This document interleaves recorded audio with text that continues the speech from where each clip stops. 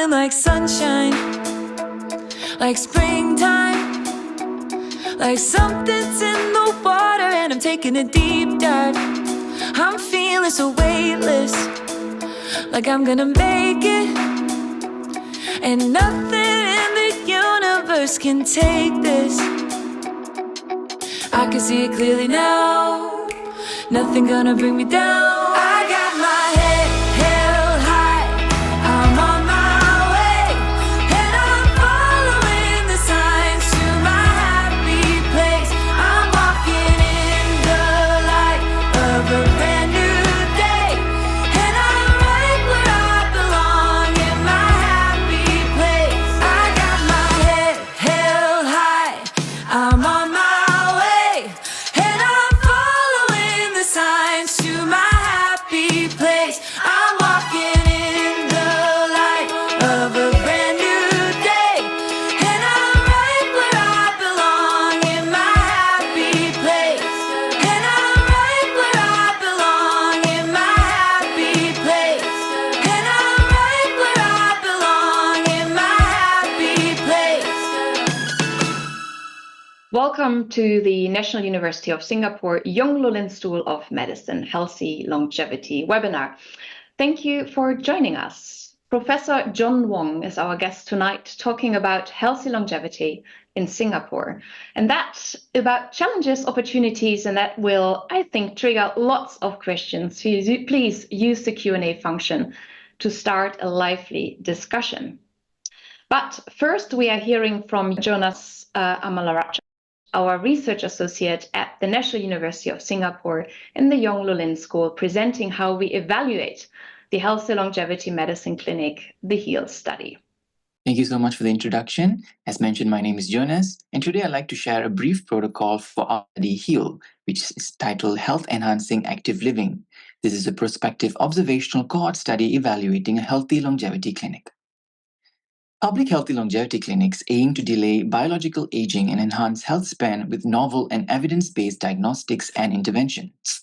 In response to the aging populations across the globe and a commitment to advancing healthy longevity medicine, the National University Health System, with Alexandra Hospital, Mayo Clinic, and Sheba Medical Institute, independently began developing healthy longevity clinics within the public healthcare system. These efforts were unified through the collaborative network of the Healthy Longevity Medicine Society. Singapore is uniquely positioned as the only country in the Asia-Pacific region to have a public healthy longevity clinic, offering a unique opportunity for the Singapore population. Healthy longevity clinics comprise a multidisciplinary team that uses a variety of diagnostic tools which are part of standard of care and research to assess participant profiles and offer personalized interventions. These interventions range from lifestyle modifications, social and environmental adjustments, to the use of supplements and repurposed drugs, with the ultimate aim of improving various health outcomes. The multidisciplinary team in healthy longevity clinics comprises physicians, nurses, health coaches, pharmacists, and other allied health professionals, each bringing specialized expertise to assess and address various aspects of aging. This ranges from physical health and nutrition to mental well-being and lifestyle changes. As mentioned earlier, participant health outcomes in the study will be assessed via healthy longevity diagnostics, or gerodiagnostics. There are three pillars of gerodiagnostics which are based on biomarkers of aging. These include molecular, physiological, and digital biomarkers. Molecular biomarkers include basic lab tests, lipid inflammatory and metabolic profiles, as well as epigenome and microbiome tests. Physiological biomarkers encompass an assessment of an individual's medical history, physical exam, and assessments of various organ systems. This includes bone density tests, muscle strength measurement, and cardiopulmonary exercise testing. Digital diagnostics leverages on digital tools and technology, which includes wearable devices, smartphone apps, and other digital platforms that track various parameters such as sleep, nutrition, heart rate variability, and glucose levels. This protocol presentation focuses on the HEAL study, which aims to assess the Healthy Longevity Clinic in Singapore. The objectives of this study are to observe the characteristics of participants attending the Healthy Longevity Clinic, understand the uptake of services provided and participant compliance throughout the program, measure health outcomes, and assess participant satisfaction with clinic services. The inclusion criteria for the HEAL study is participants must be above the age of 35 years old to be eligible, or between the ages of 35 to 70 years old with stable chronic diseases. For clarity, stable chronic diseases can be defined as no recent hospitalization related to any chronic disease in the past 1 year and no significant change in medication within the last 3 months. The exclusion criteria for this study is pregnancy. Now let us look at the participant journey at a healthy longevity clinic. At the screening stage, inclusion and exclusion criteria are applied to determine participant eligibility, including the collection of personal, medical, and lifestyle data via various tools such as questionnaires.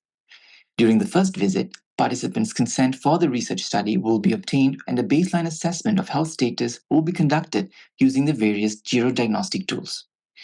The second visit is scheduled approximately 4 to 12 weeks after the baseline assessment, and a multidisciplinary team will review the baseline assessment results and discuss a personalized care plan with the participants. Following that, the intervention phase lasts for 6 months with regular follow-ups by the health coach and other disciplines.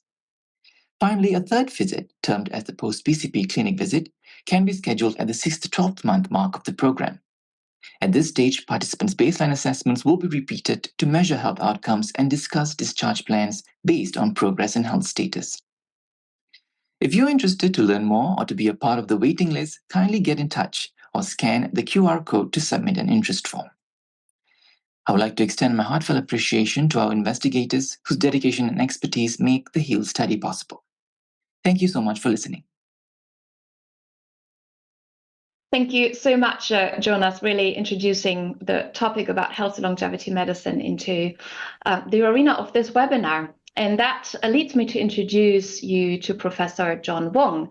He is the Isabel Chan Professor in Medical Sciences and the Executive Director for the Center for Population Health at the National University of Singapore, NUHS, as well as he is the Senior Advisor at the National University Health System here in Singapore. And he has previously served many very relevant positions as the Senior Vice President for Health Innovation and Translation at NUHS, the Chief Executive at NUHS, the Director of the National University Cancer Institute in Singapore, and he was the Dean of the Yung-Lu-Lin School of Medicine at NUHS. Where he really was involved in the development of biomedical sciences as a key pillar of Singapore's economy and in the development of what we all need in academic medicine in Singapore. He is a prolific clinician scientist, a medical oncologist, hematologist, who currently co-chairs a very important project, and that's a multi-sectorial initiative in a location-based real-world township in Queenstown to co-develop programs which increase healthy longevity, enabling purposeful longevity and promoting intergenerational bonding and enabling aging in place. Professor John Wong, it's an honor to have you here. To you the floor. Well, thank you very much, Professor Maier. Good evening, good morning, and good afternoon to the audience. I would like to talk about healthy longevity at a systems level and largely across the whole of Singapore. How can we approach this? So I think people who have been attending this webinar, and I think people around the world, all understand that that the proportion of older people around the world is increasing significantly.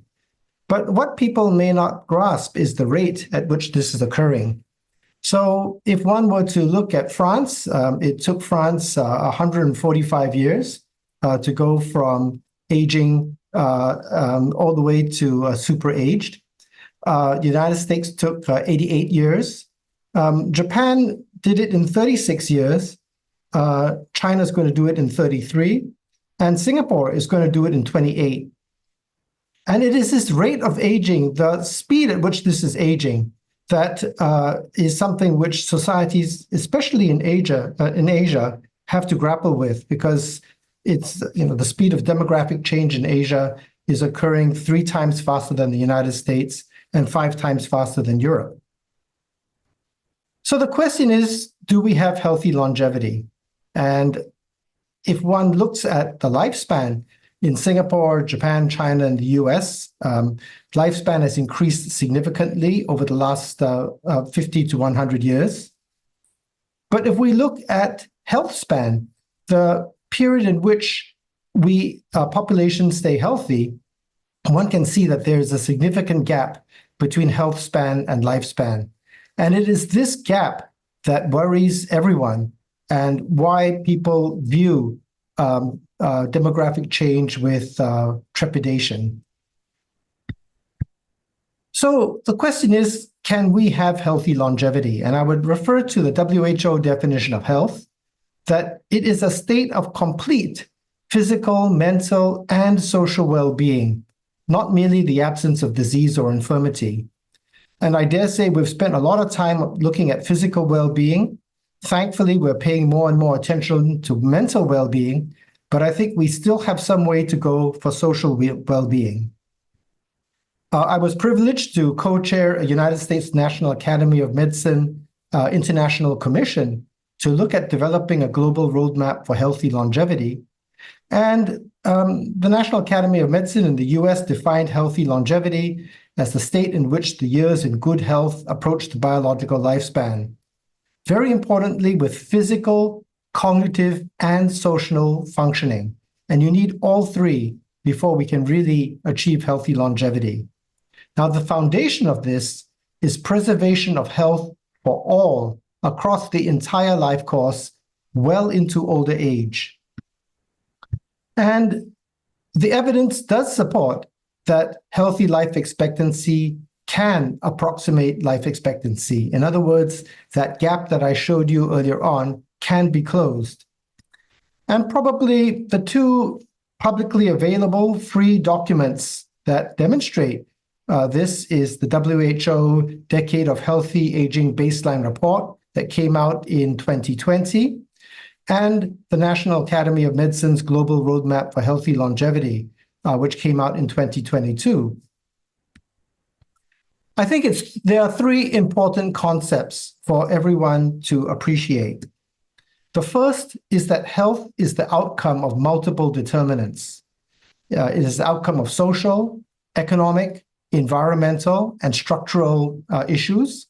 And just looking at social determinants of health, there are 10 determinants, ranging from income and wealth, health system and services, housing, transportation, the social environment, public safety, the physical environment, employment, education, and even broadband access.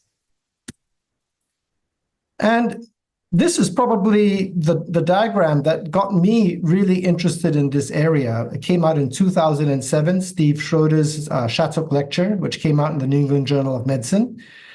And for all healthcare professionals watching this, I mean, no matter how hard we work in the healthcare system, we can only impact 10% of the determinants that contribute to premature disability and premature death.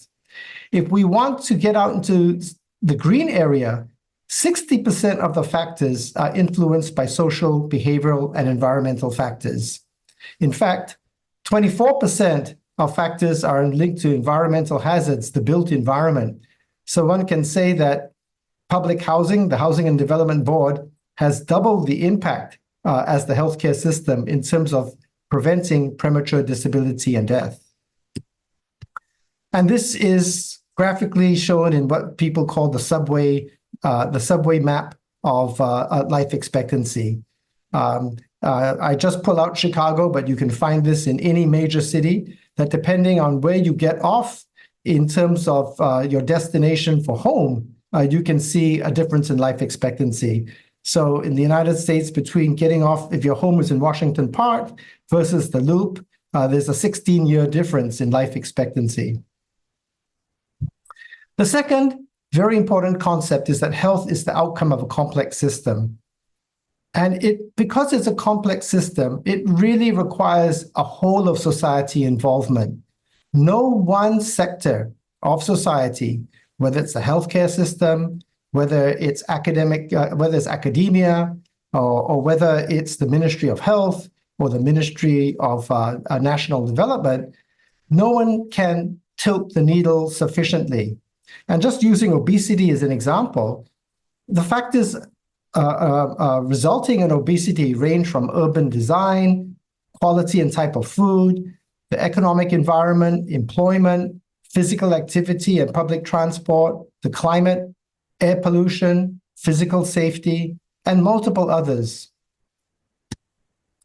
And the third important concept is that health requires investment over the life course. So we need to invest in making sure that men and women are healthy so that when they conceive the baby, the mother is healthy throughout pregnancy, the infant is as healthy as possible, the child, the adolescent, the young adult, the middle-aged adult, and the older adult. And the good news is that prevention works at every age and stage of life. And that is why we still want to vaccinate people who are 80 or 90 years old against COVID, because it does make a difference. Now, what is Singapore doing at the national level? Well, the first is that Singapore has a publicly declared social compact. And I think that's the core of striving for healthy longevity. If we have a publicly declared social compact, and the social compact is the implicit agreement between the government and the people on the roles and responsibilities that each plays, both now and in the future. The government takes a whole-of-government approach through various institutions and provides multiple layers of assistance, and it complements individual responsibility and family support.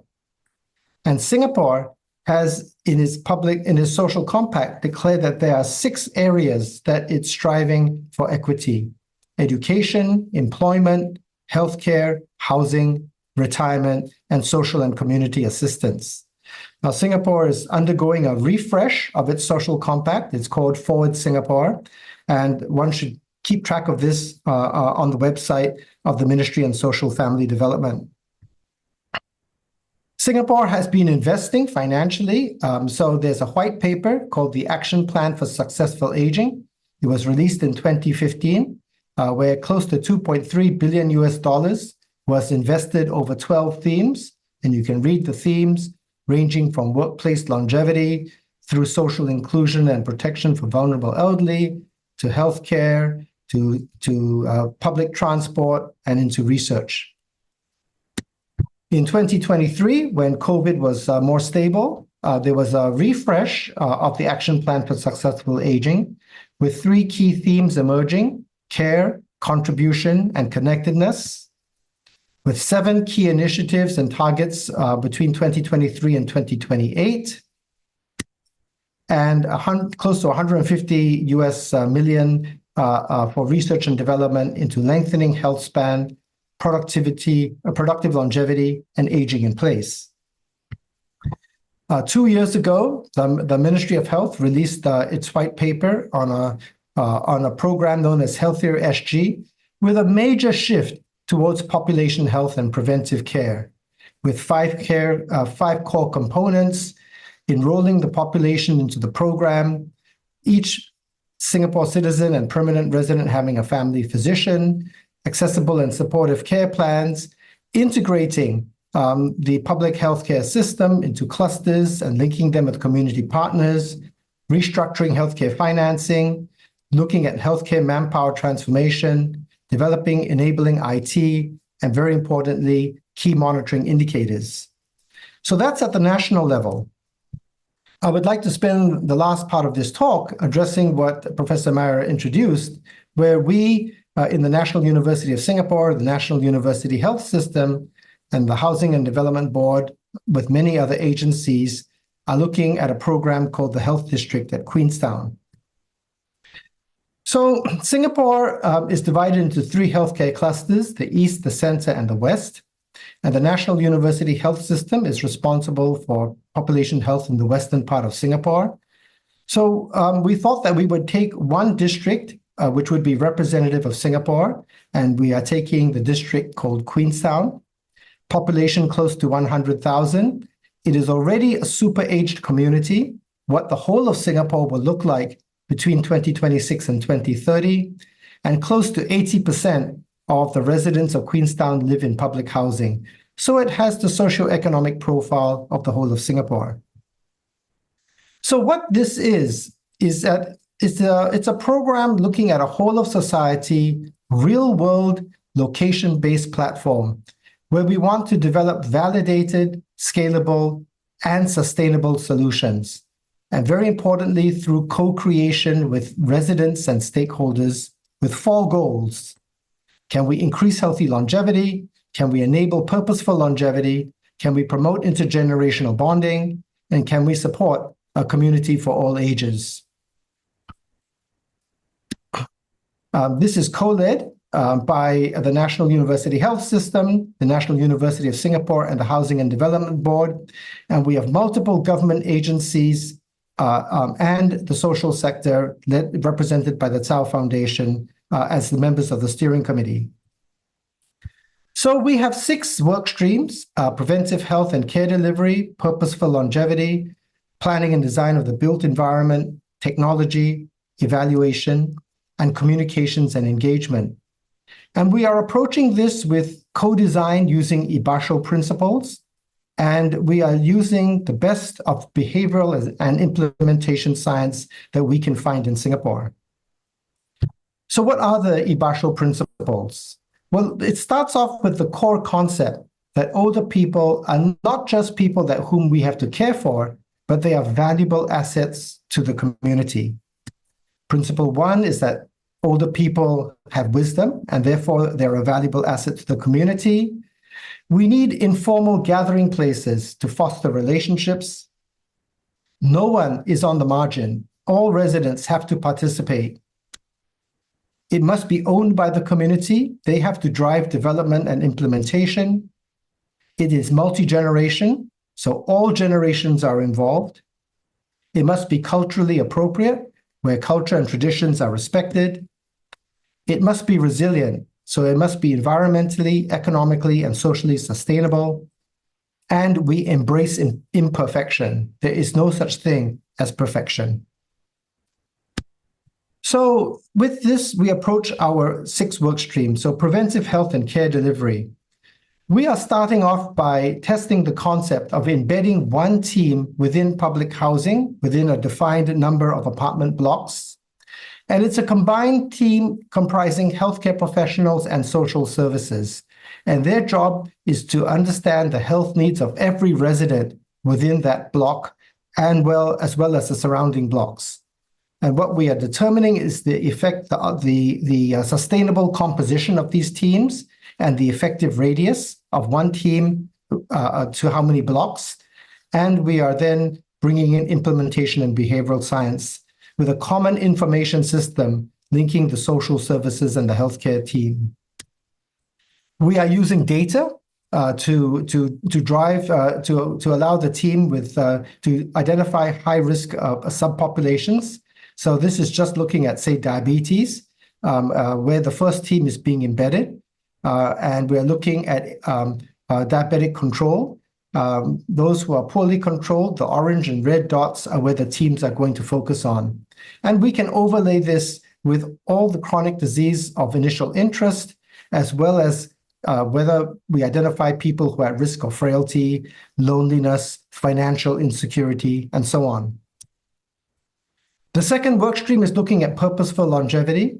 And this is specifically going to try and target issues of loneliness and trying to make sure that everyone has meaning and purpose throughout their life and not just in the first 40 or 50 or 60 years of their life. So we are developing Ibasho hubs. So the first Ibasho hub has been opened in Singapore in a sub-district of Queenstown known as Dawson. And this was opened on March 29th of this year. The second is that we are looking at intergenerational engagement programs to link older generations and younger generations so that younger generations appreciate the value of older generations and older generations appreciate the value of younger generations. So in this picture on the left, these are older generations teaching younger generations how to play mahjong. And in the right, this is younger generations teaching older generations how to use digital technology. We are working with the Ministry of Manpower, the trade unions, and employers, looking to see how we can allow people who want to work to continue working in older age, maybe not full-time. Many of them want to work flexi-time, a limited number of hours in something that is safe, something which is dignified, and something which provides them with ready liquid cash, because many older people are asset-rich, but cash sometimes financially stretched. And of course, we want to understand how we can promote and develop lifelong learning and reskilling. In terms of the physical environment, this is led by the Housing and Development Board, supported by our School of Architecture. And the Housing and Development Board has programs where they are constantly rejuvenating townships. The program is called Remaking Our Heartland. And in Queenstown, there are 6 key strategies ranging from not only building new homes, but revitalizing existing homes and public spaces, enhancing the greenery, enlivening precincts, identifying social nodes where people congregate and where we can develop programs around this. Active connections to make sure that people can be nudged into exercise, and preserving memories so that this can help with aging in place. We are working at the micro unit, the individual housing unit, to see how we can design individual housing units to allow residents and caregivers to maintain independence. How can we optimally integrate technology? We're looking at the meso level, the residential block. As I mentioned, we're looking at embedding blended care teams within blocks, and how can we evaluate and design common spaces like the common corridor? And then at the neighborhood level, at the macro level, how can we promote physical activity, social connection, and better wayfinding? The fourth work stream is technology. So we want technology to try and do 3 aims. Can technology help people keep independent? Can it nudge people to be healthy? Can we get technology to enable care delivery into the community and home? So we have several programs. We are testing with companies in Singapore, camera-based vital signs monitoring. Can you check your blood pressure just by turning on your smartphone? We are looking at seeing whether we can bring hospital services directly into as close to the resident's home within the block, so that they don't have to go to hospital to check for cataract and glaucoma. Can we install fall detection systems with sufficient sensitivity and specificity, and very importantly, affordability, so that this can be scaled across all residents' homes? And lastly, we're looking at seeing whether we can identify high-risk subpopulations. And we have started a usability study looking at the concept of ambient intelligence. Very importantly, how are we going to evaluate this? So we are looking at 5 domains, which was outlined in a landmark paper by actually one of our faculty, Dr. Cynthia Chen, in the Proceedings of the National Academy of Science in 2018. This was supported by the Aging Society and the MacArthur Network. So we're looking at 5 domains: well-being, productivity and engagement, security, both physical, financial, and food security, cohesion, and equity. And we've identified 40 indicators which we will be tracking. And very importantly, finally, communications and engagement. We are currently testing and developing a new narrative that people can remain robust and well into old age, provided that good preventive health, optimal chronic disease management, education, lifelong learning and curiosity, housing, public transport, physical and financial security, social engagement, and living a life of meaning and purpose are emphasized. So therefore, how do we rethink the way we live, learn, work, and play so that we invest in health across our entire lifespan? Because if we are able to do this, we can unleash a largely untapped human, social, and economic capital of one of the few increasing natural resources that we have, our older population. So we are currently developing and testing key messages. We're identifying communication channels, and we hope to start our campaign in Queenstown before the end of the year. We have a very esteemed international advisory panel, 10 people, currently from Japan, the United States, and the United Kingdom, who are advising us. And I'd like to end with some final thoughts. And I would like to start with probably the most important diagram from the Global Roadmap of Healthy Longevity, where if there's a strong social compact, which is publicly declared, with equity and cohesion at the center, and if we invest in enablers, if we invest in allowing people to work safely and productively as long as they would like, if we invest in social infrastructure and social capital, the physical environment, and health systems in preventive health, in the acute care sector and the long-term care sector. And very importantly, we address the disruptors. And the biggest disruptor is ageism, as well as chronic disease, poverty, social determinants of health, pollution and climate change, social and family conflict, and inequity. We can then lead to populations with individual and societal health and well-being. And this will lead to increased capital, increased human capital, increased social capital, and increased financial capital. And this capital can then drive the virtuous cycle, allowing us to reinvest in enablers. Let me just highlight just one of the three capitals, the financial capital. So David Bloom and colleagues in the United States and Europe, in a paper in 2020, looked at the economic contribution of people over the age of 60 in Europe and the United States, and found that the GDP output in both market and productive non-market activities, namely volunteering, caring for younger people in the family, or providing support to others, already in 2019 accounted for 7.3% of GDP, which is enormous. And one can imagine what we can do if there was structure in this whole effort.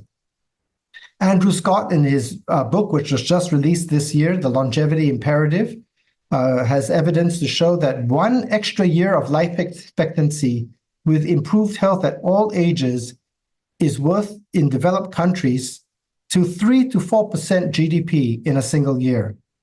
Again, these economic resources are enormous, which can then be plowed back in. So finally, I would like to end by saying that we need to reframe this challenge of demographic change. So long-lived populations are not the inherent problem. The problem for societies are the barriers that prevent people from reaching their later years with good health so that they can thrive and contribute to family and society. So we have the potential, the evidence is there, that we can develop a resource that has never existed in human history. If what we do in Queenstown can change 100,000 people, a microcosm of Singapore, we believe that it can change the whole of Singapore. And we can build age-diverse societies that build on the complementarity of skills and qualities of both younger people and older people. So thank you very much. And I'd be glad to take any questions. Thank you so much, Professor Wong. A great initiative, really impacting so many Singaporeans. Let me ask you the first question. In Singapore, lifespan is already very, very high, together with the lifespan in Switzerland, in Japan, even without the Queenstown project. What is the secret to the enormous lifespan of Singaporeans?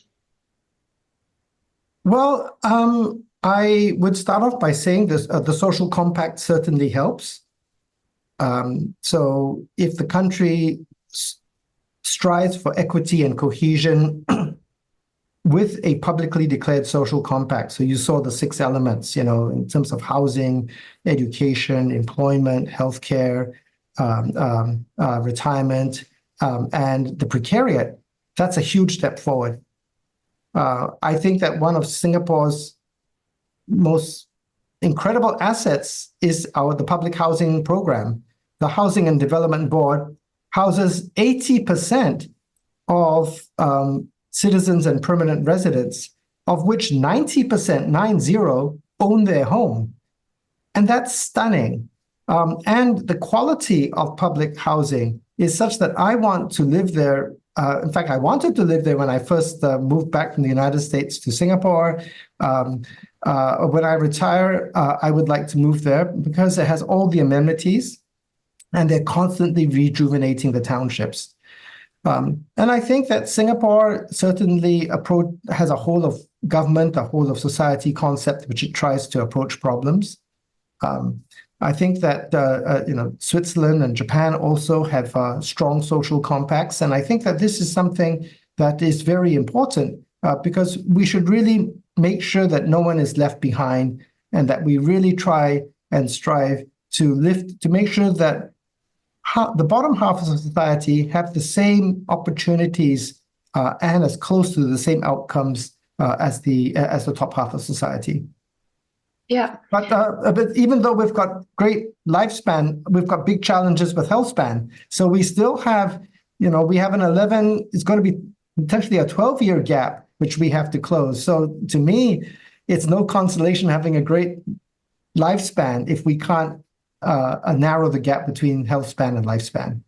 Yes, you're absolutely right. That was actually my next question. The lifespan is high, but the health span, there is still a huge gap. And then even dependent on the definition of health span, you could argue maybe the gap is 30 years if you define it as the first incidence of the chronic disease, or indeed, if you more take activities of daily living into account, then it's 10, 11, 12 years. Yeah, actually, I can, well, if the slides permit, I can show you the definition that we are using for this talk. Let me just... for the viewers. Yeah, it's on. Yeah, okay, so this is the definition that we are using for health-adjusted life expectancy, where we are really looking at the number of years that that someone is not spending in full health. And the data that I showed is taken from the Lancet Global burden of disease, and those metrics are calculated by the University of Washington. Chris School. Yeah, that's a very often used one by governments, etc. If I am understanding the Ibasho hubs correctly, then many interventions are really focusing on the intergenerational approach, which is, I think, very nice. But they are also focusing primarily, if I understand correctly, on older individuals who might already have age-related diseases, functional decline, etc. What is the reasoning to focus on older individuals and maybe not on much younger individuals? So a correction.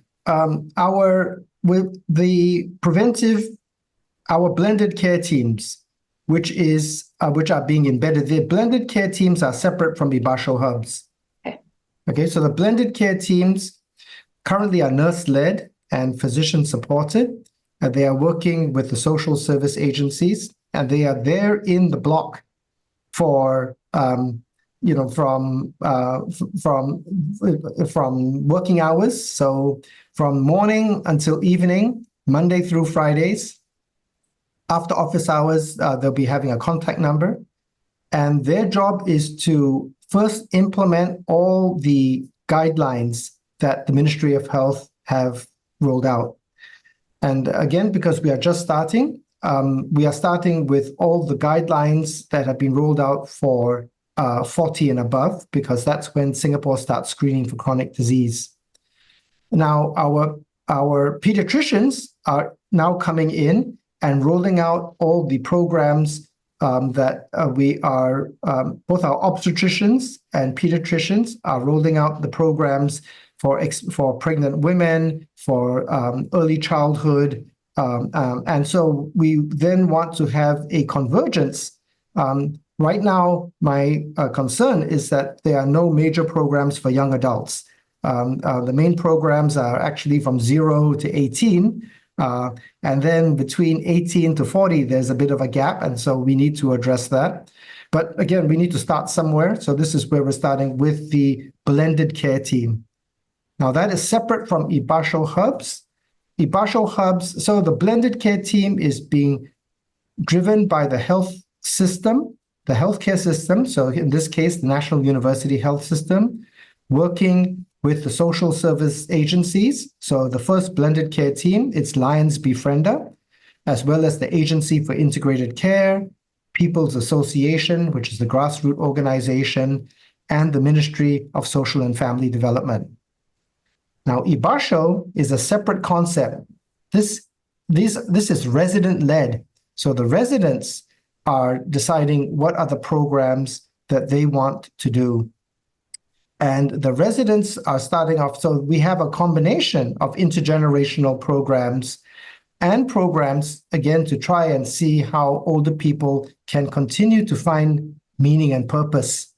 Because in Singapore, there is still a retirement age, and we have people leaving the workforce starting at the age of 50 because of restructuring, and people are being laid off in their 50s. It's very hard, they find it very hard to re-enter the workforce. People who do retire find that after retirement they get bored. Women who unfortunately in Singapore still bear an inordinate burden of childcare and parent care, and that's a real challenge that we need to address. When women find that the children grow up, or when parents pass away, they find it difficult to re-enter the workforce. And again, where do they find their meaning and purpose? So the Ibasho hubs are doing things differently from the blended care hubs. But again, we are seeking convergence. We're trying to see how can the blend. In fact, our Ibasho hubs are trying to promote the blended care team by trying to help the blended care team identify people at risk, because we're trying to identify people at risk both in terms of physical, mental, as well as social well-being. And with limited resources, when you're dealing, our first blended care team is trying to look at an area with close to 3,000 residents. I think it's very ambitious. How do they prioritize their resources? Yeah, absolutely. I just want to clarify, you said there is still a retirement age in Singapore. So if you could decide it, would you increase the retirement age, or what's your opinion about it? Okay, so firstly, rather than starting off with retirement age, I would like to try and keep people who want to be in the workforce as long as possible, because many women leave the workforce in their 40s because of childcare and parent care, and we should try and see how we can prevent that.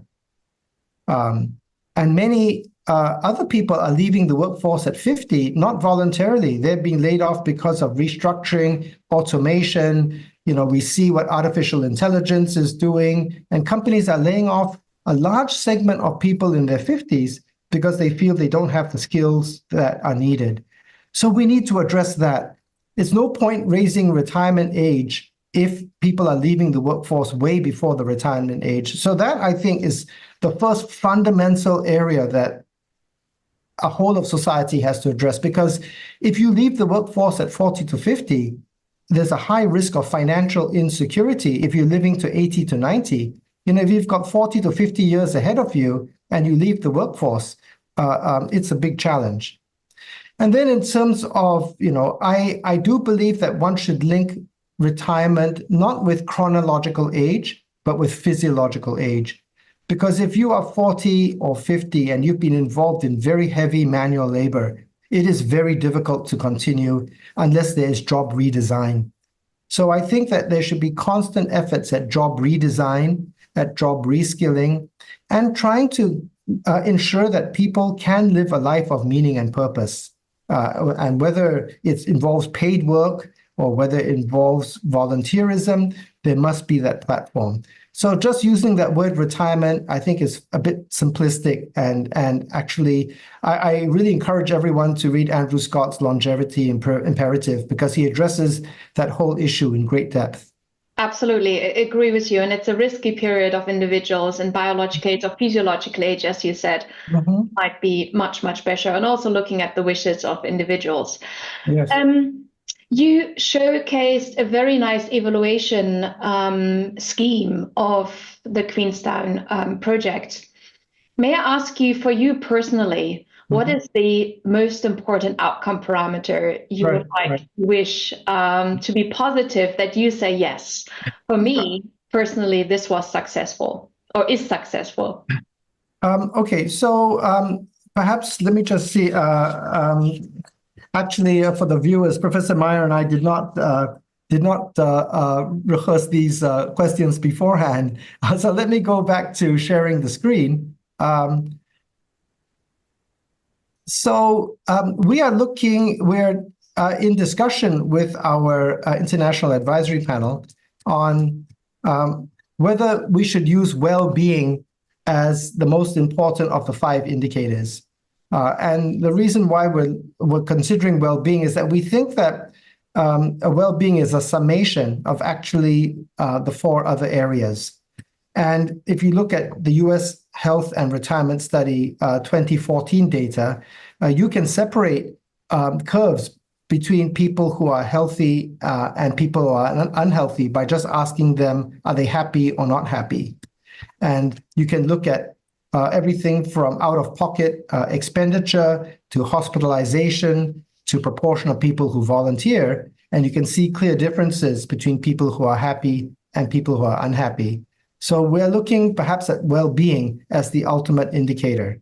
But if you ask one of either myself or a member of the team to come back and report on this in the future, we would love to share data that we are generating. Yes, thank you so much, and impressive your preparedness. My last question, because I see that many questions also from the audience are coming in. You know that we are establishing a new specialty called healthy longevity medicine or geromedicine, depends on which word you like. What is the role of that new area of medicine antagonizing the aging processes in your view? So I think I call this under the perhaps the umbrella of geroscience. And I really do think that that's a critical component. It's currently, I would say, still in a lot of it's still in the research phase where we do need, because ultimately we need to be able to do things at population level.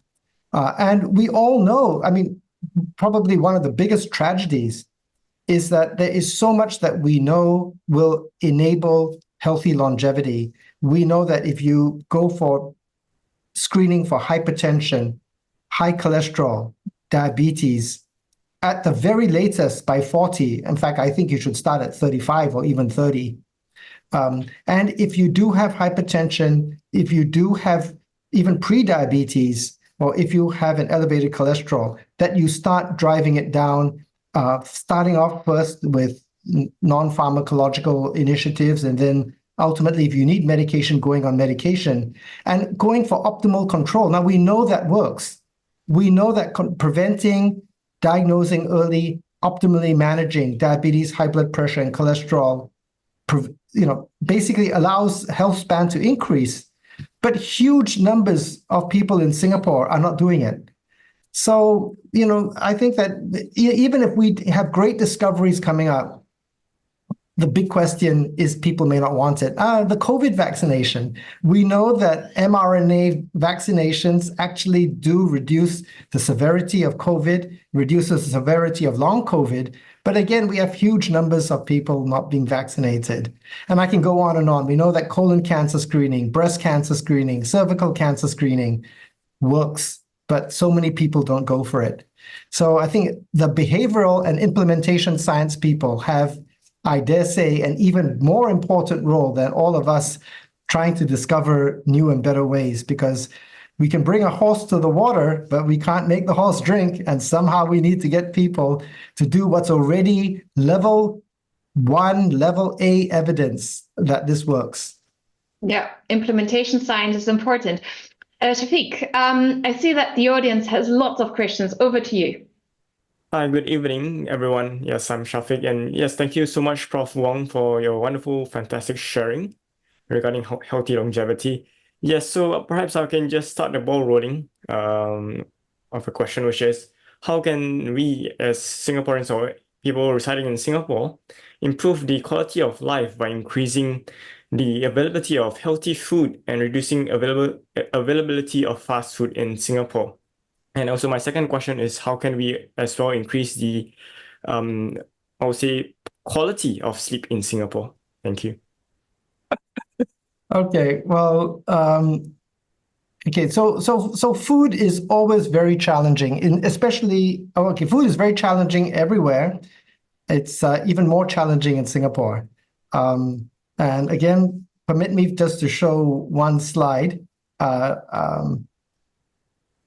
So this is a slide shared with me by Sir Michael Marmot from the United Kingdom, where he showed data and in 2018, this is UK data, that if you ask people to eat according to the UK Eating Well guidelines, and if you are in the top decile of the UK society, you spend between 6 to 7% of your monthly income on eating a healthy diet.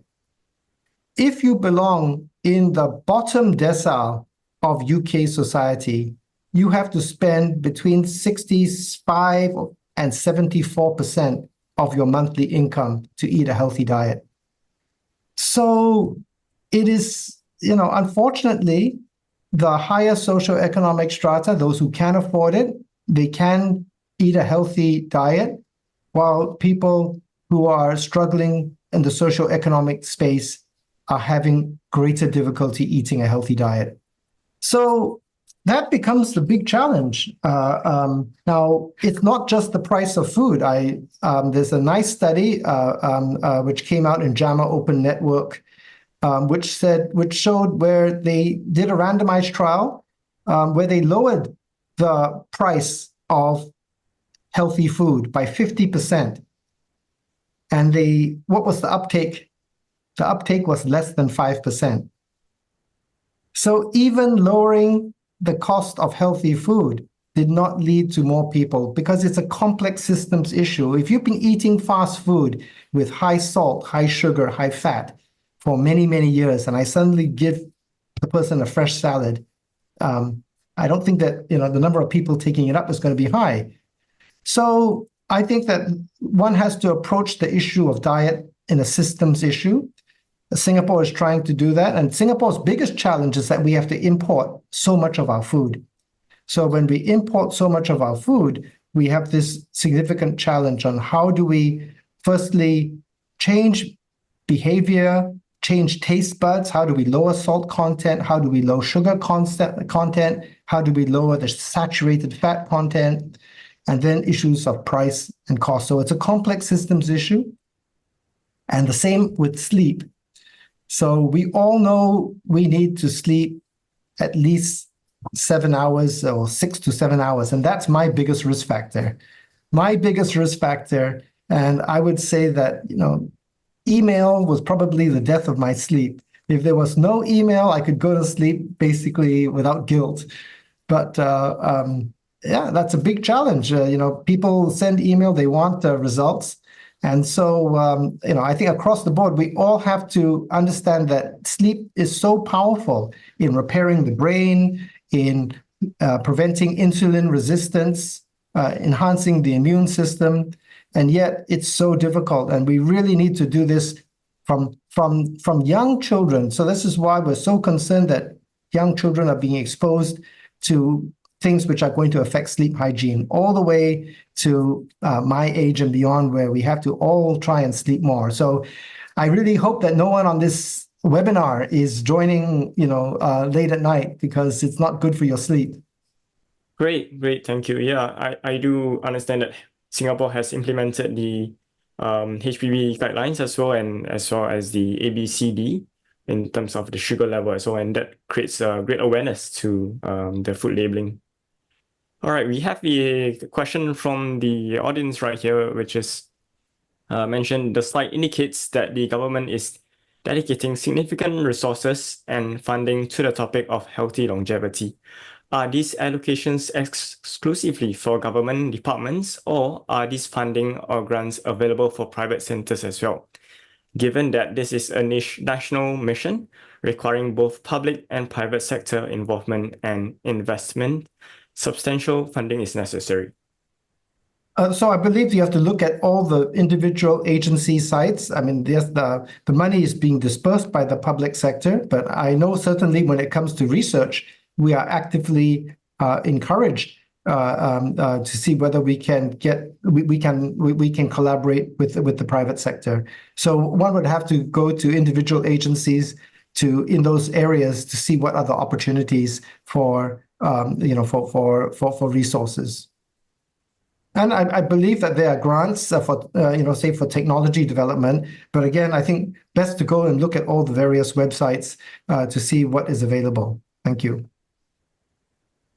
All right. There's a question from Gandhi.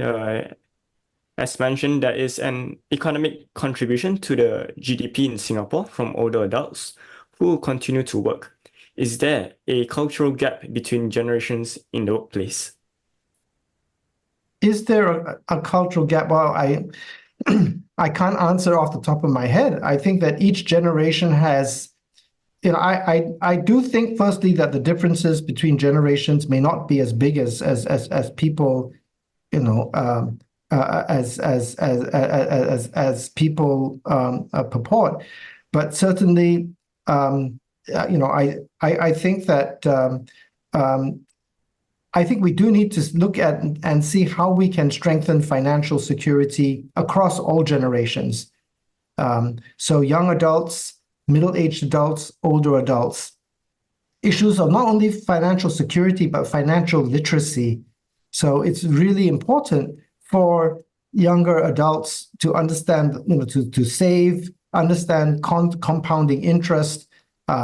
So I think at different phases in life, we need actually far more financial literacy and health literacy, I dare say. I think those two, health literacy and financial literacy, are two very important components that we need to do far much more in terms of education throughout our life, as well as strengthening financial security across all ages.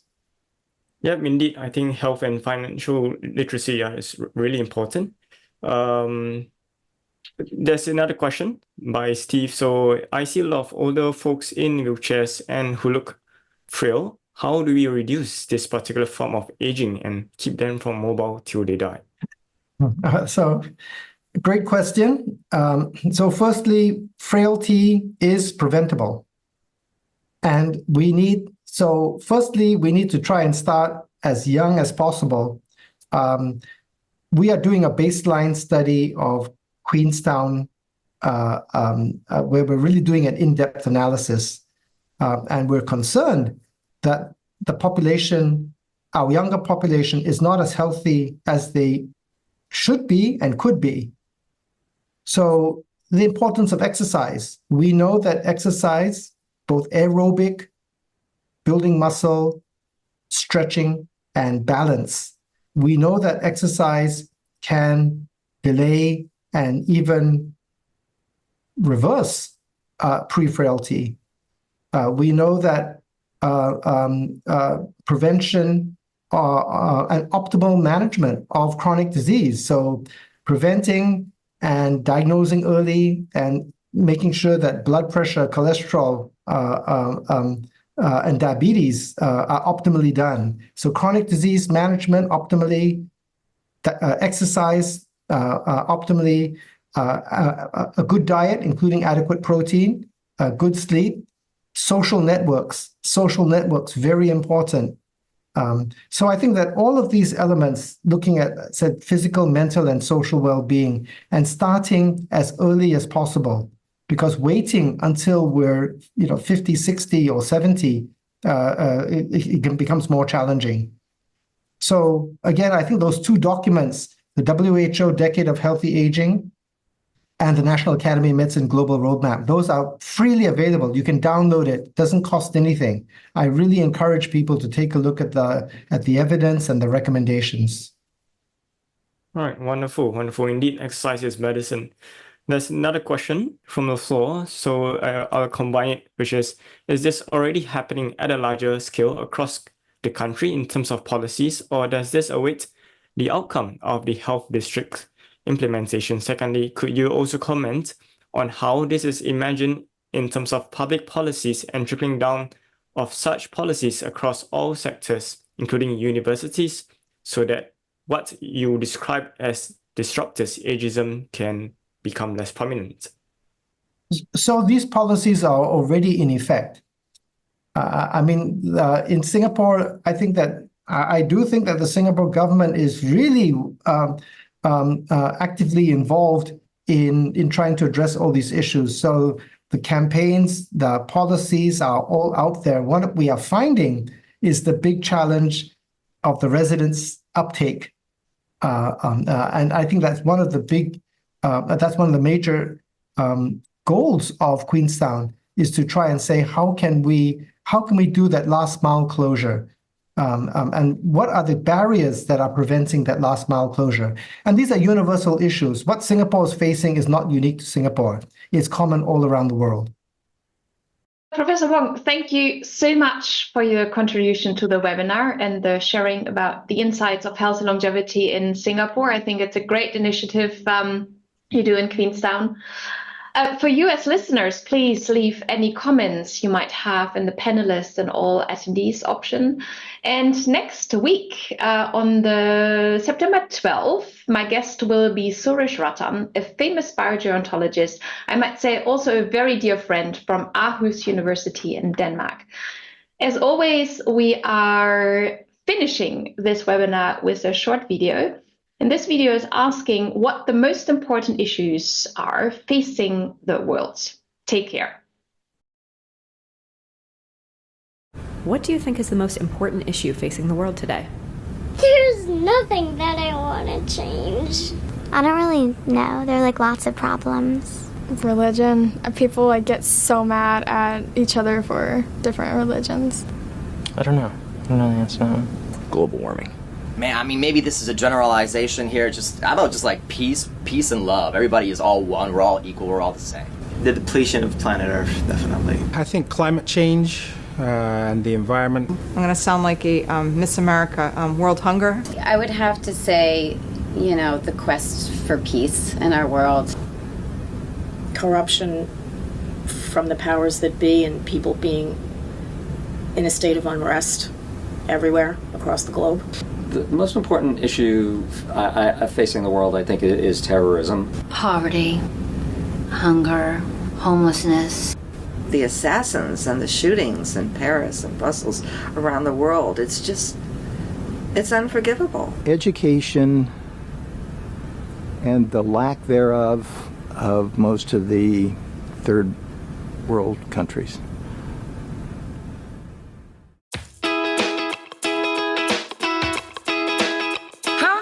Like sunshine, like springtime, like something's in the water and I'm taking a deep dive. I'm feeling so weightless, like I'm gonna make it, and nothing in the universe can take this. I can see it clearly now, nothing gonna bring me down.